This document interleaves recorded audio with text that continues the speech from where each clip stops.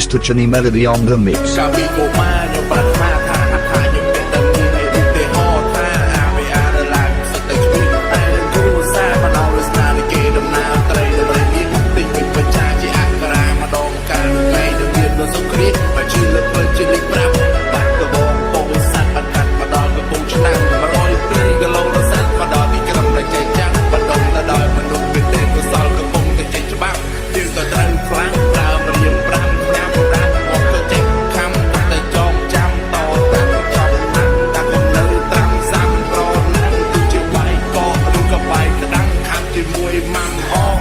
ស៊ូឬក៏មិនស៊ូស៊ូមូឬក៏មិនមូច្បាស់គឺត្រូវតែស៊ូទៅដឹងតែស៊ូពីដែរតែទេហេទៅសំដីលើទ្រូងដឹងមានគុណសិនសិនថៃនឹងគេមានលួយមកផ្ទះទាំងទូធ្វើជាគំរូដល់ក្មេងអ្នកស្រែ Welcome to Mr. Chani Melody on the mix. កាពីកុមារខ្ញុំប្រា